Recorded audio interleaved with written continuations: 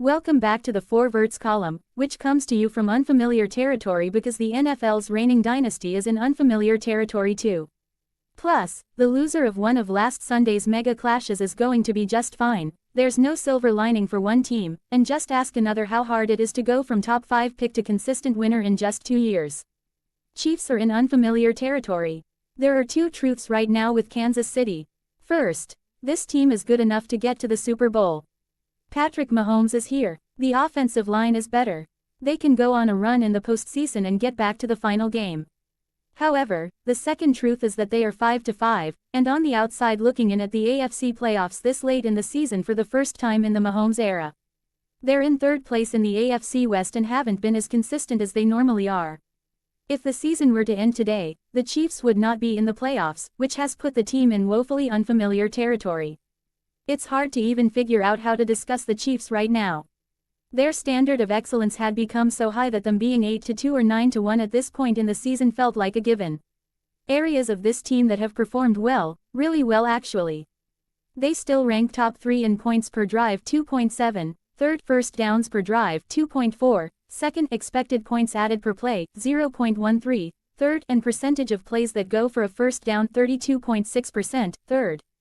KC's defense has performed like an above-average unit this season, but it has had some real low moments, including losses against Jacksonville and Buffalo. Still, the baseline production is so strong and this team is undoubtedly better than the one that was dismantled by the Eagles in the Super Bowl in February. Dropping 5 games up to this point doesn't match the down-to-down results that the Chiefs have put together. There's a chance they turn this around and start winning the amount of games that their on-field performance should suggest, but 5-5 is still 5-5. The fact that the Chiefs haven't been in this spot under Mahomes makes it all the more fascinating.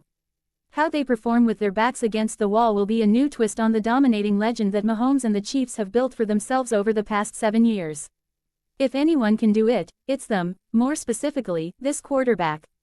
Mahomes has had a few games that feel uncharacteristic as they try to figure out how to piece together this passing game, but he is still Patrick Mahomes and that absolutely has to count for something. This isn't inevitable, so don't think I'm locking the Chiefs into the Super Bowl or anything, yet. Let's take this 1 week at a time. Seahawks are still as good as advertised. The Rams' loss will be a bit of a ding toward the Seahawks' chances of winning the NFC West, but it doesn't change anything about their goals for the season and what's attainable for them as Super Bowl contenders. Sam Darnold had some really rough moments throwing against a defense that's caused him to struggle over the past 2 seasons, but overall the Seahawks should feel confident about their abilities to go on a run in the postseason. Enough things went their way where the loss against the Rams feels somewhat like a tie even though they're down 1 in the standings. Seattle's defense deserves a lot of credit for how it played last week in Los Angeles. According to True Media, the Seahawks held the Rams to a success rate of just 34% and held them to an 18% third down conversion rate. Matthew Stafford completed just 15 of his 28 passes for 130 yards and 2 touchdowns, but due to an average starting field position of near midfield on every drive thanks to turnovers, the Rams found themselves in a spot where they could squeak away. While Darnold's turnovers were destructive for the Seahawks' chances of winning, there were a lot of strong moments for the passing game against a Rams defense that is among the best in the league this year. If you, and yes I know this sounds absurd, but stay with me, take Darnold's interceptions out of the equation, Seattle's dropback game was able to complete 29 of 40 passing attempts for 8 total expected points added and a 72.5% completion rate. That shows the Seahawks were able to have success through the air, until the interceptions started piling up. On Darnold's 4 interceptions, Seattle lost an average of 5.5 points per interception, nearly a touchdown's worth of value being lost over 4 plays. That is way too damaging to power through, but the glass half full view is that 4 interception games are very rare and it's unlikely to happen again when these two teams face each other. Darnold has struggled against the Rams and their defensive coordinator Chris Shula dating back to the playoffs last season, when he was the starting quarterback for the Vikings.